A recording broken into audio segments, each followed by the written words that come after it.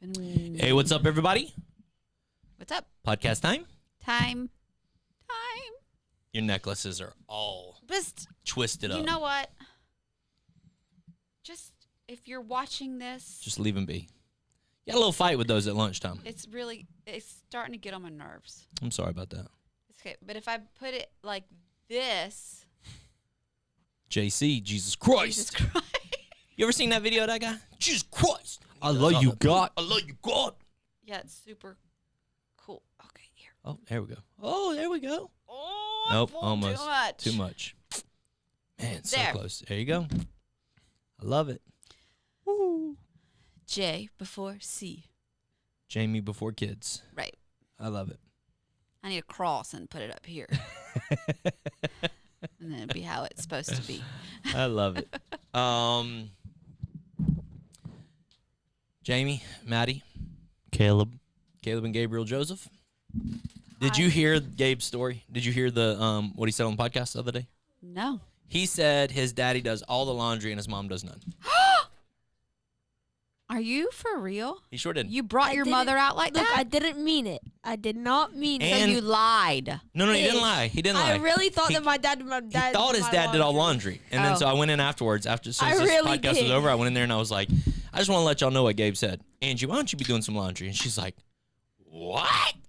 Why did you think your dad did it? Dad brings it to him. Because all the time I see my dad take all the laundry and just go put it in the washroom, and I always thought that he did takes it. all the laundry. You don't do your own laundry? He does. I do, like, it depends. It depends, because listen, if it's just my laundry, I'll go ahead and throw it in and I'll do my laundry. But somehow my dad gets his clothes mixed up with mine. So this is yeah. this has been awesome for me because Gabe has asked for his moment to repent on camera. That is, he has asked me every single week because we were 3 weeks ahead on the Yeah, podcast. He said, "Can I please have a moment to repent on camera and tell my mama I'm sorry?" Did he get Sorry, on the camera? Mama. He's not on the camera, though. He never is. He's hidden in the background. I love it. Laundry is something that we tackle together. We tried to. We taught our kids early on to kind of do their own. They do. Caleb was probably 18 whenever we had a moment where I always kind of try to help them and throw in laundry and, start clothes, especially his. His is easy because he leaves them everywhere, so it's easy just to pick up his clothes and throw them in the washing machine.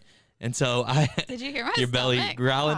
So I threw Caleb's clothes into the washing machine. Do you remember this? You remember this. I know you know exactly what I'm about to say. Yeah, he I was so frustrated. because I washed his clothes, Right. dried them, took them out, threw them on his bed Right. so that he could fold them. I'm not folding his clothes. No. He folded his own. Yeah. So he got so mad and said, "Never do my laundry again." And I said, Okay. "No problem." No problem. That's pretty close to how it went. He said, "Why would somebody do this?" And I said, "Do what?"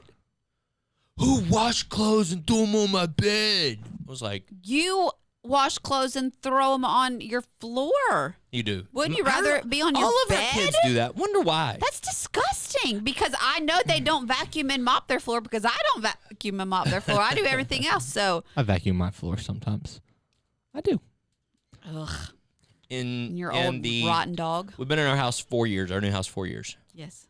How many times do you think Caleb's ever vacuumed his floor? Honestly. The betting line is over under 8.5.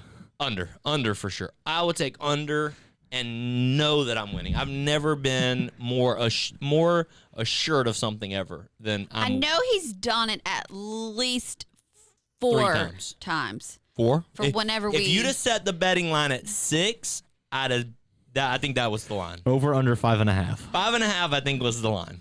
Yeah. I mean, I know for sure he's done it So once a year. four. So he's done it once a year. That's disgusting. Not. I know our little Roomba has The Roomba's stuck. done it That for you. That Roomba's don't got count. stuck in my room. That Homegirl don't has count. done it because she's gotten stuck on Maddie- your socks, stuck under Maddie, your bed. You I named them. nicknamed them or something like Yeah, that you on name the them. app. You nickname on the app. And so you nicknamed the Roomba Homegirl. Homegirl 2 now because Homegirl Homegirl 2 1 now. got ruined because somebody let the dog poop on the floor and didn't And it pick it ran up, through and the it dog. ran Yeah. through it, and I wasn't cleaning Let that. the Well, we dog- cleaned it, but then it was never the same. I don't know if never I got worked. water in it as I cleaned it out or The something. But sensors never worked. yeah. And then the mop girl is called what? The mop is called Mop Girl. Mop girl. Yeah. Yeah, Mop Girl and Home Girl too are the names of my cleaning so ladies. sexist. Why are they both girls? Because most of the time it's ladies that clean. Come on, let's be for real. Come on. Most of the time, Being in ministry together. yes. It is. This is choking me again. Yeah. It is. Don't ever wear 3 necklaces. It is. It is very challenging balancing home life and ministry / work life.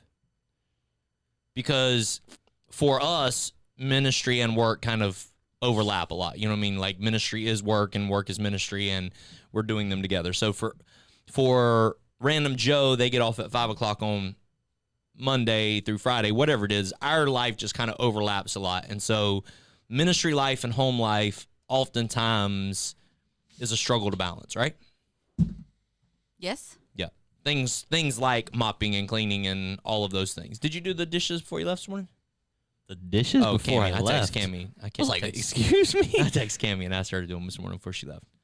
Oh, she did not. She didn't. No, because we had to ping her phone to wake her up for her appointment to go. She was already supposed to be at the church before we left for our Okay. appointment. That was at 10, and she had not even woken up yet at the time she was Nice. supposed to be here. Nice. So she did not do She the did dishes. not do the dishes. Mm-mm. They're still sitting in the sink. But what Um, now? What were we talking No, I was just talking about how Balancing. home life, work life, ministry with all of the duties of being a parent and us and all of those things. It's tricky, especially with both of us in ministry. It makes it even more so tricky. I think it was tricky when the kids Yeah. weren't as involved in ministry when they were younger. I think it was tricky because why do we have to go to the church again? Or why do we have to do this? And now that 2 of them are with us here working, it's definitely easier. Yeah. And then the youngest, I mean, she is most of the time go with the flow with Yeah. ministry. She's either go with the flow or heels in the ground. I'm not moving. There's There's no in between with no her. between with her. And whenever it's I'm not moving, She's not moving. she is not budging. And then, I'll leave it at that. She is not budging. She has some She can be moments difficult. where she's just like, you know what? Mm. And if you don't feed one of them, she has moments too. And that one is Carson. Feed the bear. Feed the bear. Yeah. How would you say we balance home life, ministry life, and not neglect each other? Does that make sense? I think we did a better job when I didn't work here. Yeah. Because we would take lunch dates every day. Mhm. We would go on it, we would call it a lunch date. But now that we're here, that we're both here,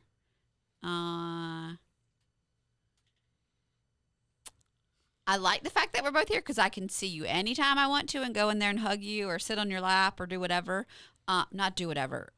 Yeah. Yeah. I Right. mean, there's times I just walk to your office and give you a kiss and a Right. hug and just say, hey, I just want to see you. Yeah. Just say hey. So I do like that. Yep. But then, and I think we do a good job at separating once we get home to try to, tackle home stuff and not try to bring ministry up. Now, I mean, there are definitely days where Yep. I'll be sitting on the computer and you're sitting on the computer at the couch and we're, Yeah. doing ministry stuff. Mm-hmm. But I don't dislike it. I think it's just now a way of life instead. Yeah, I think if we're not careful, the familiarity of always being around each other, if we're not careful, we neglect the special moments that we could share with each other. We neglect like how, man, Yeah. it is so. How was work? Those moments of oh, you're home. It's so good to see you. How was work today? You know, whatever normal couples do. Right. We haven't had that in a while. You know, we haven't been normal for a long time. But I don't know if we've ever been normal. but I think because we don't have those moments, if we're not careful, we neglect because we're so familiar, always being around each other all the time. Because of the familiarity, we neglect special moments that should be special because we know, oh, Maddie will be there, you know, in 20 minutes whenever I'm coming back to these moments. And I could see that. yeah, I could see how going on work trips together where before you would go and, you know, I would be home with kids and, oh, let's go meet Dad at the airport or yeah, not a chance that's happening now. No. Yeah. Because I think because we are around each other so much that it's just like, oh, I'll see him in a couple days. And then when you get home, it's not like I have to consciously be like, oh, I need to go out and hug him and kiss him and say, welcome home. And I missed you, when that's just not, I have to consciously think about doing that instead of it just coming out. I think probably because I am with you all the time. So it's like, oh, it was just a couple days, no big deal. Yeah. So like today you walked out of my office and I said something about how beautiful you looked, or probably something inappropriate to say on camera about you. Definitely. And you didn't say anything. You walked out of eyesight from the door and walked back in, stuck your head in and said, thank you. And then just turned around and walked away. Thank you. I said, thanks. Thanks. And just walked. Thanks. And then walked away. I've always been like that, though. Yeah. I've never been one to. I like it when you do it, but I've never been one to dote over it, if that's the correct word. The next 3 or 4 podcasts, I'm going to have people on staff here who are going to talk through being married on staff. So let's talk through maybe some habits that we've learned through the years that can help them inside of their relationship. Being on staff together in ministry, here goes some habits that you can do, some things that you can put in place, whether they're ministry habits, home habits, habits inside of their relationship. What are some things that you say, hey, you should definitely make this a habit in your life? I will start with one. Okay. For me, I think a good a good start to your morning is having a routine and knowing how you're supporting each other. What I mean by that is, you know, I'm taking the dogs out most every morning. Right. I'm taking the dogs out. This morning was one of those rare occasions where you had to get up early with Millie. You took the dogs out, but you took a dog out. But yeah, but you know, when you wake up in the morning, I'm taking Millie out. Right. I know, unless you say to me, hey, don't forget to feed the dogs, I know I'm not feeding the dogs in the morning. You're feeding the dogs. Did you feed your dog? No, Cammie was home. She doesn't feed. Right. So healthy habits, that a morning routine, knowing who's doing what. So if, let's say, Johnny and Christy's on here, who's packing the baby's bag? Who's getting the food? Christy. Well, I'm just saying, like, whoever's doing it, whoever's doing what, just knowing how they're supporting each other. If you have young kids, who's getting the kids, you know, lunchbox together? Lunch, who's taking them? We knew when our kids were making lunch that I was making their lunch. You were not making their lunch. I was helping them put their lunch boxes together because you were busy getting ready, and I was helping them do that. It takes you no time to get ready. Right. It takes me no time to get ready. It takes you lots of time to get ready. Not very much anymore. Not as much. I got ready in like 25 minutes today. Nice. It's pretty good. With a shower. So that would be one of my healthy habits. I would say, know who's doing what in the morning. Yes. And then know who's doing what when you get home. Or say somebody gets home before you and you know they don't like dishes in the sink. Or, you know what I mean? Just be that person to, hey, I know they don't like it, or I know they don't like to do dishes, or I know that they're going to vacuum the floor when they get home because that is just what they do. Maybe, already know that about each other's routine and not get mad instead of sitting on the couch and hugging and, hey, how was your day? Like, know that, okay, she's going to vacuum, and then she'll eventually come and sit down and say hey to me. Or So what would be the habit there? Because these are people that work in ministry together. So most of the time they're probably riding to work together here anyways. Are we the only ones that don't? I can't stay. Sim and I Liv can't get drive here. separate on days where they have to be I at can't worship get here as late practice. as you. I That get first here hour on time. That first hour of my morning, Maybe hour a and a half couple of my minutes morning late is every so day. great. Yeah, you do get. I noticed that today. Whenever I had to get here as early as I did, I'm gonna lie. I could get a lot done. I did not because I was getting stuff ready It's for so nice. the campuses. It is so nice. Yeah. A habit that they could do. Yeah. I really, I know it, and I've said this to you before, but you also said to me the opposite. But I like to leave ministry at the church. Mhm. I don't want to come home and do nothing but talk ministry. And I know that you had said to me, "Oh, but that's my life. It's all ministry." I don't want to talk about ministry when I get home. I know it's our life, but it's also, to me, it's a job as well. So it's like, I don't want to.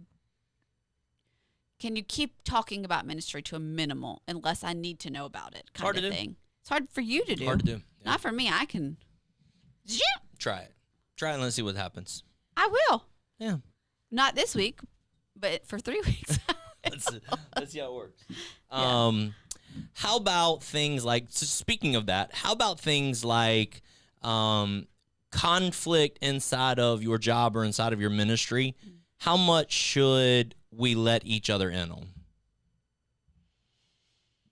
Because we've struggled with this. We've struggled with this balance of I'm venting to you, and then all of a sudden you're frustrated with said person, or you're venting to me, and all of a sudden I'm going in and fixing a situation for you. Right. So what is the balance of there's conflict in ministry or conflict on my job, and how much should I let my spouse in on the conflict that I'm going through? I would think if the conflict affects my job and my performance in my job, I feel like we should talk about it. But I think if it's, a conflict with another coworker, we'll all eventually get over it and it'll be fine, kind of thing. But sometimes that can affect your job. Yeah, I think sometimes I get overwhelmed very easily. So I know that you keep things from me if it's going to overwhelm me. And with you, I probably just throw up on you all the time with all of my problems. Just to get them out of my head and talk to you to feel better. It is a strange balance of, I know that you want to be involved in certain things, but I know by letting you in on certain things, it will stress you out. So I don't talk about them, and then, or I don't ask you to do them because I know it's going to stress you out if I ask you to do them. So it is a strange balance for me. Very difficult to know. Okay, should I ask you? There was something the other day we were planning General Assembly, and I said, "Okay, do you want to do this?" And you were like, "Not today. I'm overwhelmed today. Maybe tomorrow." I was like, "Okay." And that's the thing with me. Like, it just depends on the day, and it depends on how I'm feeling that day. If I'm over sensitized or something. I don't know what the right word is, but like, We'll go with that. there's days where everything can possibly throw me in a loop. Yeah. And so I have to be vocal with you about those days. And then some days I'm like, oh yeah, I could do that. Mhm. I want to do that.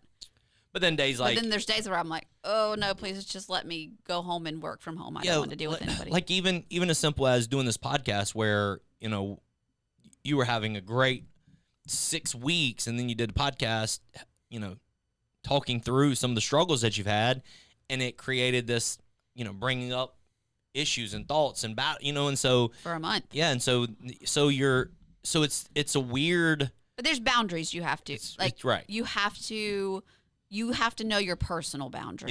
Yeah. So like one of those for the podcast was, I want to know specifically what you're going to Right. ask me beforehand. Caleb was supposed to send it to her. He was didn't. supposed to That's send it why to me. she He did looked at not. it That was my bad. So that I know, am I going to be able to talk through these things and be confident in what I'm going to say, and that it's not going to cause any like back thoughts, or not. because you're really hard on yourself. Well, yeah, most people, So you should, yeah. so bad thoughts as to, I didn't do well. Right. Yes. You're your toughest critic. Yeah. Right. And so as you explain, then all of a sudden you're going, man, I can't believe I fell short there. I did this wrong. I messed up here. And then Right. it just puts you in this Funk. place of condemnation, almost self-condemnation. Yes. And so yeah, I honestly think that's some great advice, is knowing your spouse's boundaries. Knowing your own boundaries, Knowing- and putting your own boundaries and safety plans basically in place, like safety nets, like But even apart from anxiety, just knowing in life. knowing your spouse's boundaries, so if you're going to complain to them about money, like we know we've gone through money issues. Yeah. We fought the money fight. we still We still do sometimes, but I like to spend money. we have I've come to the place where I remember looking at you and I said I'd rather you spend all of our money and us have a peaceful marriage than to fight about every single dollar we spend. I'm not going to do this the rest of my life. So Right. spend it all. Do whatever you want to do. Then you cried and said, "No, I don't want to do that. I'm so sorry." And so we've grown through the years, Mm-hmm. and we're still not good at it. We're not as bad. Not as bad as we used to, but knowing your spouse's boundaries in certain conversations or certain things in life. And yeah, You know, you have to share those. yeah, you have to know, okay, if I'm going to fight about money, I'm not going to fight off. Johnny and Christy, they're going to do a podcast, one of these as well. But I remember the infamous water bottle at Disney, where she was trying to be nice to him, and he was so upset that she spent $6 on a bottle of water, and they had this not huge blow up, like they weren't like, but just this awkward hour of not talking to each other because of a water bottle. And you're like, what are we doing? Yeah. I'm not going to do that. Right. But you got to know your boundaries. Yeah. You got to know, this morning you were taking tags off a pair of jeans. 12 years ago, 15 years ago, that would have been a fight. Right. And all of your shoes that come in Right. weekly, that would have been a fight. Right. And it it's not weekly. That's not true. Caleb? That's not true. Bi-weekly. Or he sometimes Once gets a month. 2. Or he'll buy 4 on a random trip, and then he covers the whole month. It covers the whole Yeah, month. once right? a month. I counted this morning in the closet how many shoe stacks I had to buy How many? because 12. Since Christmas, I got those free for You Christmas. should have just seen the defeated look on Dad's face when you said 12. He went from pure smile to 12. I thought you meant how many pairs of shoes I have. You're saying how many. more That's shoe 12. stacks you need. That's 12. You have 12 new pairs Yeah. of shoes. No, I don't. Yes, you do. I counted this morning that don't don't. have. They're That's- not in the stacks. That's 12. not accurate. Listen. When you start buying shoes, you That's got to not- give some away. What Like I'm when trying I to say- start to what go I'm to trying to say- Marshalls, I bought 2 things. What I I'm put trying to 2 say things in is- the Goodwill bin. What I'm trying to say is. 'Cause What my I'm closet trying to doesn't say fit. is. What I'm Just trying to say saying. is. I'm just saying. What I'm trying to say So don't is. talk about my spending with your shoe spending. What I'm trying to say is. We used to fight about it. 12, 15 years ago, that used to be a fight. Now it's like. Now it's like, I'm going to get something because you got something. Is that how you do it? No. I was about to say. I was going to say, you be getting a lot that I don't know about, Dad, the way Mom be getting stuff.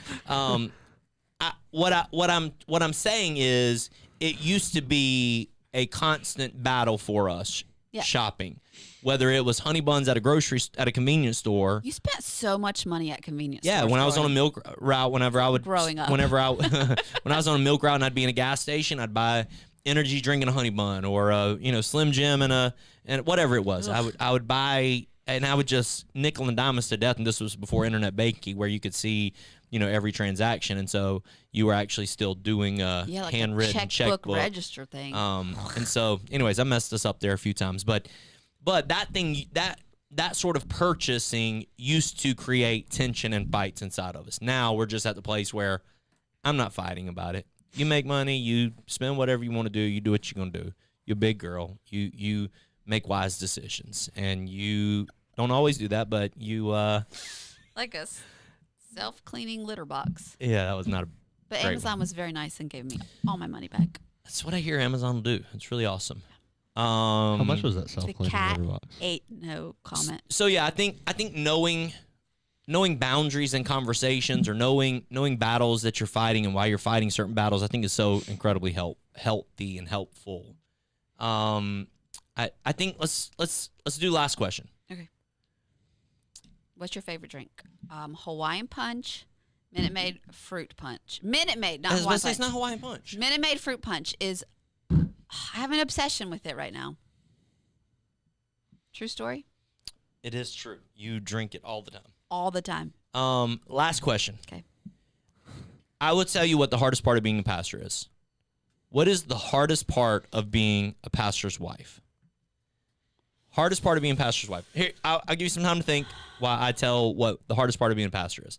For me, hardest part of being a pastor is, I've said this on the podcast before. Hardest part of being a pastor is every single decision you make. There are, with the size church we are, 3,000 people that are second guessing every decision that you make. So if I say, hey, paint that wall black, there's 3,000 people that have a different perspective of what color that wall should be. Every social media post, everything that we do, every vacation, every single thing that happens in our life, there are 3,000 people that have a different perspective of how I should do or what I should do in said moment. That to me is the hardest part of being a pastor.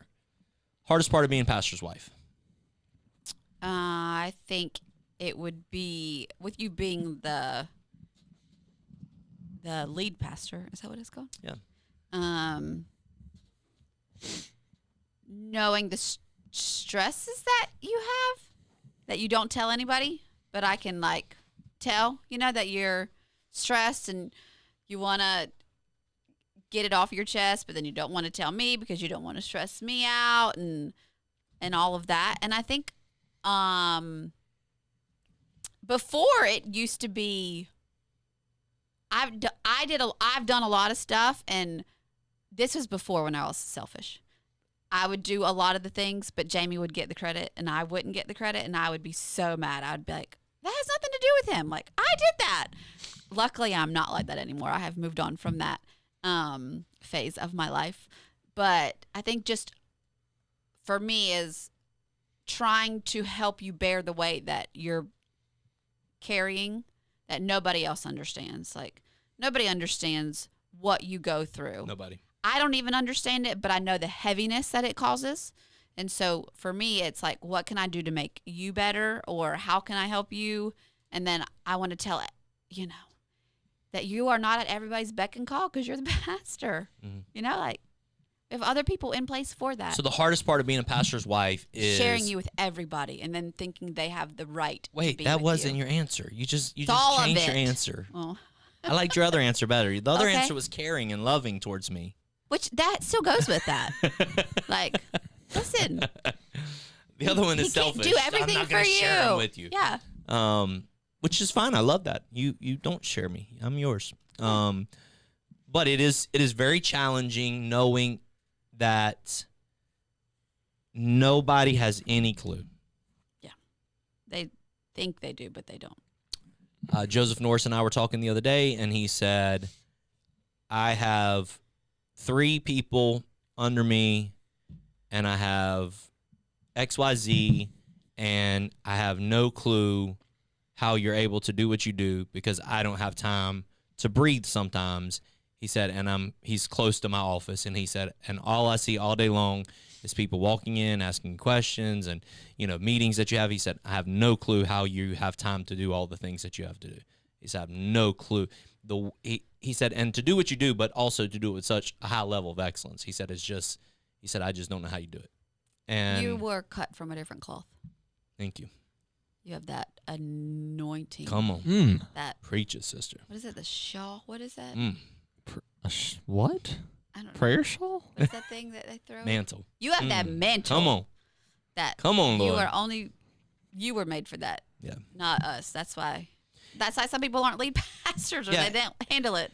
But you are. And I would say you to are anointed to for those that. of you out there who struggle with somebody else getting credit for what you do, just know in leadership, the leader's going to get the credit, but he's also going to get all the blame. And I think that's the thing that people don't understand. The leader always try, and I would always, she'll tell you, I would always try to share the glory with everybody. You know, I didn't do this, Maddie did this, or, you know, whatever it may be. But it just gets to the place to where the leader's going to get the credit and they're going to get all the blame as well. You know, I've walked in the meals that I had absolutely nothing to do with, and people coming up and saying, "Thank you, Pastor Jamie. This was so nice tonight." And I'm like, "Thank you. I had absolutely nothing to do with it. Right. All I did was approved it and said, yes, let's do it." You know, so, but the flip side is if there was a complaint from the night, it's coming to me as well. So it's a weird balance. Yeah. Yeah. Caleb, hardest part about being a pastor's kid? Now or growing up? Growing up. Oh, growing up, it was always being in the limelight. You always were looked at under a microscope. You were always being told how much of a anointing and a calling you had on your life. And anytime, this is just a personal thing. I can't speak for everyone, but anytime someone said that after a day where I didn't feel like I lived up to it, it sucked so bad because I don't like letting people down, and that just felt like an immense letdown. Some of that self-condemnation stuff that mom deals with. How about now? What's the hardest part of being a pastor's kid now? Not that you're It's a not kid a kid, anymore. he's an Right. adult. I'm a reflection of you now that I'm staff. I'm a reflection of you because I'm your son, What and about me? Don't forget about me. Me and him are one. I'm a reflection of mom Y'all. Both. in my attitude, and That's I'm what a I was reflection of talking about. mom in the way that I handle myself in moments. Yep. I'm very similar to both of y'all. I've been compared to both of y'all in a lot of situations. Yep. And I think the biggest struggle with that is sometimes you have days where you don't want to hear it, and sometimes you have days where, oh my gosh, your dad means so much to you, and you have days where, oh my gosh, your dad is, why can't I just be Caleb? Yeah, it's good. It's a good answer. But It's awesome. You are just Caleb. You are just Caleb. I'm just, You are a mixture of. I'm very much a Jamie mixture. and You're Maddie. a perfect mixture. It's called Caleb. I'm very much both When of you y'all. mix Jamie and Maddie, you get Caleb Caleb. And two other ones. Caleb. and Carson and Camden. Well, I think this is hopefully beneficial for even some of our church folk watching, seeing some of our dynamic, but also even pastors that are watching this, seeing how we deal, some of the things we deal with, and maybe help them to see that they're normal or not, or we're not Nobody's normal. normal. Yeah. So, anyways, thanks for hanging out. Love you guys. God bless. Peace out. Bye. Let's go.